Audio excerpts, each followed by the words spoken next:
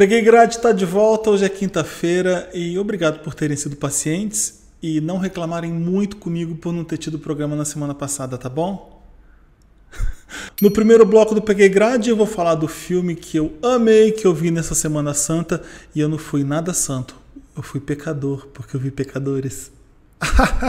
No segundo bloco eu vou comentar o segundo episódio bafônico de The Last of Us. Bafônico não é a palavra certa, é triste mesmo. E no terceiro bloco eu vou falar de uma cantora que você deve conhecer e aí você vai enaltecê-la junto comigo. E se você não conhece, é para isso que eu tô aqui. Roda a vinheta.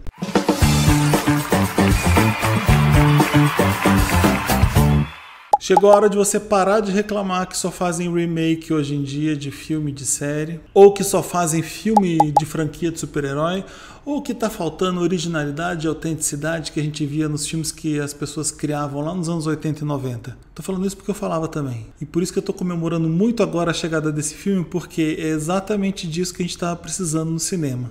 Uma história nova.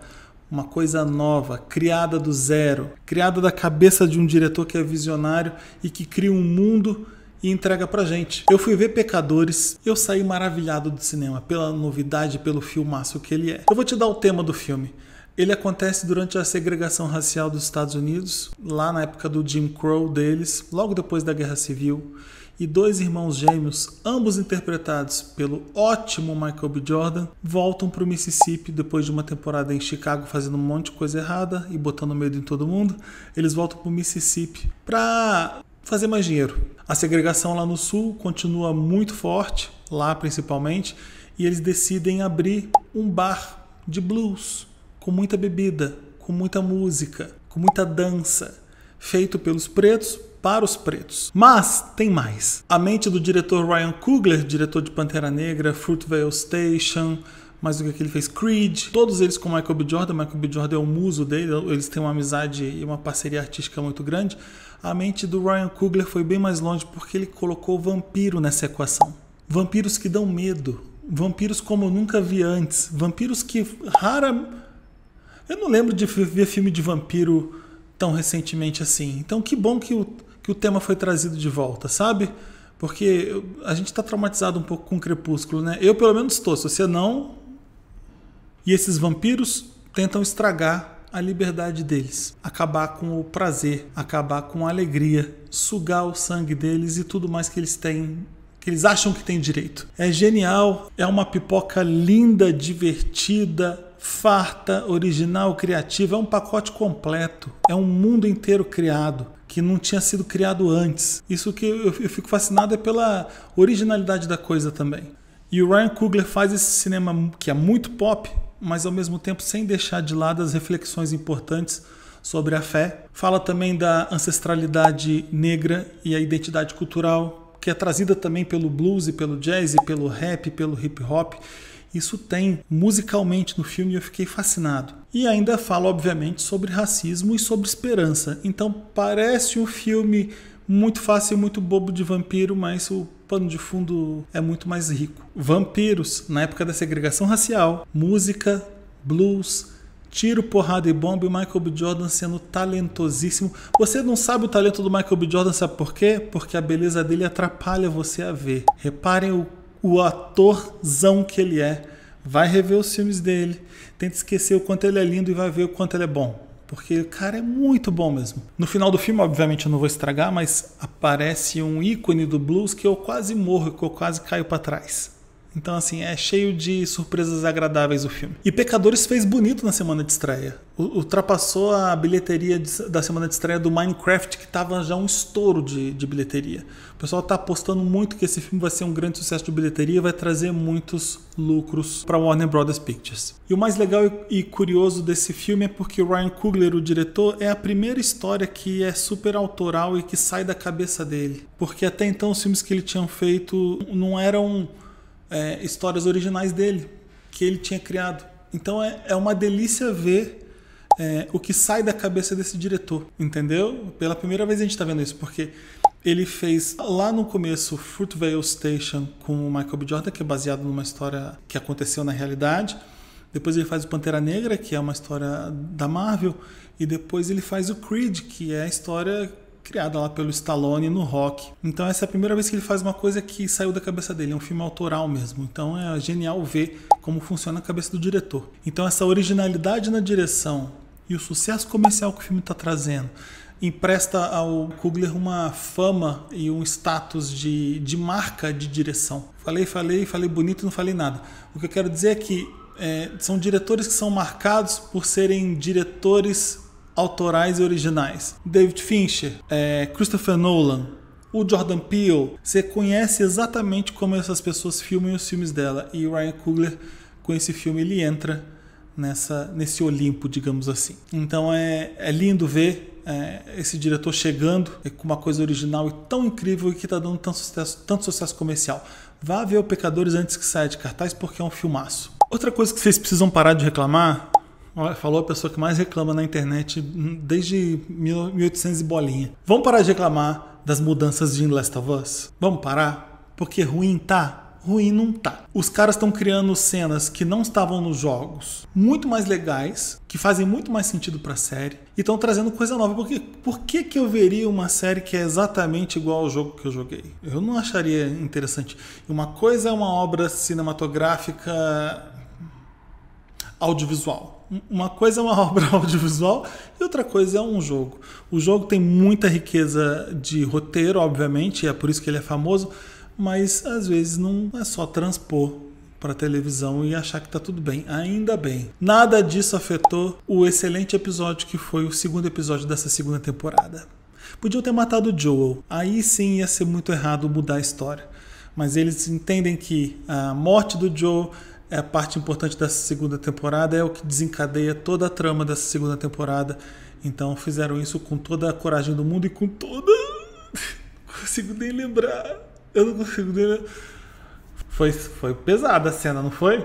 E triste também, porque a gente não vai ter mais Pedro Pascal na série. Não, eu não acho ele lindo como muita gente acha, não. Eu acho ele excelente, carismático, maravilhoso, e não tinha ninguém melhor para fazer o Joe quanto ele. Ah, mas não teve o cuspe no Joe. Ah, fulana tava lá na cabana em vez do fulano. Todo mundo tá reclamando de muita coisa. Eu só vou elogiar, porque a cena da Ellie abraçando o Joe antes de voltar para Jackson, aquela cena que eu não me lembro de ver isso no jogo, foi essencial para a trama. Aquilo ali é preciso ter sido feito, entendeu? Então eu sou a favor das mudanças. E aquela cena dos zumbis chegando na porta de Jackson e o pessoal explodindo eles, aquela agonia toda, aquele monstro gigantesco que não morria de jeito nenhum com aquele lança-chamas, aquilo foi genial, foi tão bem filmado aquilo, foi tão bom de ver, foi aflição e tristeza o episódio inteiro. Muita gente sabe, Last of Us é baseado no jogo de mesmo nome, Last of Us, e é por isso que esse segundo episódio da segunda temporada foi tão falado, porque é uma parte importante da história. Eles matam um personagem importantíssimo, eles têm a coragem de fazer isso porque eles se garantem no roteiro, o jogo faz isso, mata o Joe, que é o pai da nossa protagonista, deixa todo mundo desolado. Eu amava o Joe, também tô de luto. Ele não era perfeito, ele tinha muitas falhas e talvez por isso que a gente goste tanto dele, né? Ele era aquela figura paterna poderosíssima, não só para a história com a Ellie, mas para todo mundo na série. Então sentiremos falta. Eu tô louco agora para ver a Bella Ramsey sentando a porrada na Caitlin Dever, mas eu quero porrada atrás de porrada naquela psicopata. Aliás, ótima escolha de atriz para fazer a Abby. Se você já tá com ódio dela, você vai ter 1000 vezes mais, porque ela é uma grande atriz, jovem. Tô pronto pro próximo domingo. Quero mais Last of Us. Não sei se eu vou falar sempre de Last of Us aqui. Pode ser que eu volte sempre que tiver um episódio incrível quanto esse, tá bom? Vamos pro bloco 3. Eu já falei da Chaka Khan pra vocês, porque eu acredito que não lembro não. Vai ser impossível falar tudo dela? Vai ser impossível, porque eu preciso de pelo menos uns 10 peguei grade de meia hora cada um, pra poder falar da carreira dessa mulher, dessa rainha icônica do soul. Não deixa a Aretha Franklin ouvir o que eu falei agora, mas eu faço um resuminho aqui pra vocês, pra ajudar um pouco. O que você precisa saber sobre Chaka Khan? Ela é conhecida por ser uma das maiores vozes da música americana de todos os tempos. Fácil. Top 10 melhores cantoras que já existiram? Fácil. Falando nisso, aliás, a revista Rolling Stone fez uma lista de as 100 maiores cantoras e cantores. Eles falam vocalists, eu não lembro o que era. Mas era assim, as maiores vozes. As 100 maiores vozes da música americana. A música que importa pra eles, né, galera? Porque tem britânico na lista também. Mas a música pop conhecida do primeiro mundo. Deu bafafá essa lista? Deu bafafá essa lista, como sempre dá bafafá essa lista. Mas é que eles estavam errados mesmo. Então mereciam toda a pedrada que eles ganharam. Colocaram Chaka Khan em 29º lugar. É um erro. É um erro tão grande que eu nem consigo...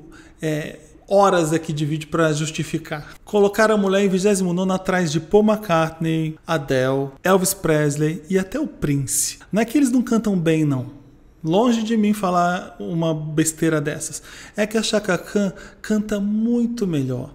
Chaka Khan tá ali em nível de Aretha Franklin e Whitney Houston. Fácil. Aliás, até o Prince pediria para ficar abaixo dela e reclamaria também, assim como eu, dessa lista, porque ele não só é um grande fã da Chaka Khan, a Chaka Khan era a cantora favorita do Prince, eles fizeram um disco juntos, um dos grandes hits da Chaka Khan é do Prince, mas eu já volto a falar dos dois daqui a pouquinho. O que tem de tão especial na voz de Chaka Khan? Existem várias técnicas que os grandes artistas usam para cantar. Uma delas é cantar com o abdômen. Você usa o som da barriga para emitir um som mais amplo. Outra coisa que você usa para cantar é a voz do peito. Normalmente é os sons mais graves saindo da voz do peito. Mas a Chaka Khan, ela é famosa e faz isso com maestria por cantar com a voz da cabeça. Você vai reparar nos vídeos que ela canta com a cabeça. Não literalmente, vocês entenderam que não sai som da cabeça, mas é que ao cantar tão agudo, ela ressoa na cabeça, parece que está saindo dali. Quando ela cantava pequena, antes de ser famosa, ela fazia covers da Aretha Franklin, ela mesma conta isso, e ela era chamada de Pequena Aretha, é nesse nível mesmo. A Chaka Khan surge lá nos anos 70 como vocalista da banda Rufus. Eles ganham o primeiro Grammy deles com uma música chamada Tell Me Something Good, que foi um presente, uma letra e música criada por ninguém menos que Stevie Wonder. Ele dá essa joia para a banda de presente, eles ganham um Grammy por isso. Assim é fácil ganhar Grammy, né? Só o Stevie Wonder me der uma música. É do Rufus também, o grande sucesso de Chaka Khan, que chama Ain't Nobody, vocês devem conhecer. Mas depois ela segue carreira solo, fazendo o grande hit I'm Every Woman, que a Whitney Houston regrava lá nos anos 90, com a trilha sonora de Guarda-Costas. Outro grande hit de Chaka Khan é o sucesso dos anos 80, I Feel For You, aquele que começa com Chaka Khan, Chaka Khan, Chaka Chaka Chaka Khan.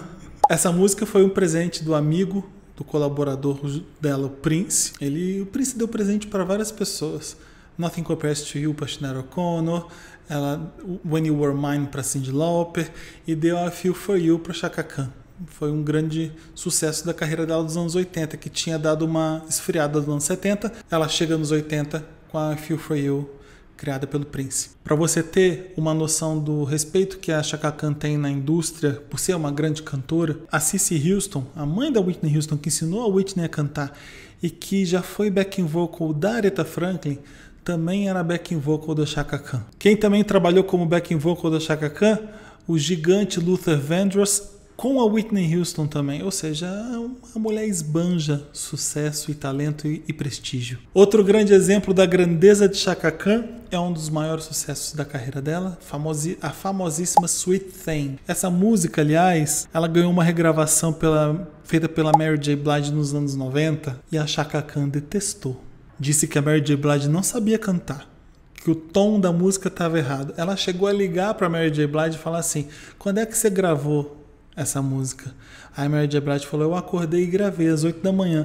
Aí a Chaka Khan falou pra ela: nunca mais grave uma música minha às 8 da manhã. E desligou o telefone. É a fofoca que rola, não é oficial. Mas ela falou publicamente mal da escolha e reclamou também da lista da Rolling Stones, que colocou a Mary J. Blige acima da Chaka Khan. Obviamente, Chaka Khan pediu desculpas pra Mary J. Blige depois e ficou tudo bem, eu acho. Mas você imagina a ousadia de colocar Mary J. Blige acima de você como melhor cantora? Logo você, uma cantora de nível Aretha Franklin e Whitney Houston. Eu fiz uma playlist para vocês conhecerem melhor a Chaka Khan. Joguem no YouTube o nome de Chaka Khan para vocês verem ela cantando ao vivo, porque vocês não vão acreditar. É difícil acreditar hoje em dia que alguém canta assim, porque não tem mais cantora assim hoje em dia. Não tem. Você tem a Jennifer Hudson, você tem a Cynthia Erivo, que são grandes cantoras, mas igual a Chaka Khan, Uma que chega perto nos anos 90, 2000 é a Erykah Badu, que aliás é muito fã de Chaka Khan e já fez um cover de Stay. Stay está na minha lista. Eu não falei da lista ainda, né? Foco, Felipe. Eu fiz uma playlist para vocês conhecerem Chaka Khan, para vocês se deleitarem. Tá no Spotify do Papel Pop. Eu vou deixar o link aqui na descrição também, óbvio. Eu separei as minhas 10 melhores músicas de Chaka Khan. São só 10 músicas. Eu podia fazer 80. Então não reclama. Não tem justificativa para não ouvir. Todas que eu falo aqui nesse vídeo estão, obviamente, na playlist. E eu também incluo nessa playlist Stay, que é um... Vocês vão ficar malucos vendo o agudo que ela dá nessa música. Aquilo é assustador de tão bom e de tão gigante que é. Outro agudo famoso que ela tem na música é What You Gonna Do For Me, que também está na minha playlist. Aliás, a Erykah Badu também cantou essa música além de Stay. Ela é uma grande fã mesmo da Chaka Khan. Tá uma delícia a playlist. Tem também o sucesso Through the Fire, dos anos 80. Vocês vão ver uma balada. Talvez o pai e a mãe de vocês conheçam. É isso, depois me agradeçam. Aproveitem Chaka Khan sem moderação. O link está aqui na descrição dos comentários, tá bom? Até a próxima quinta-feira.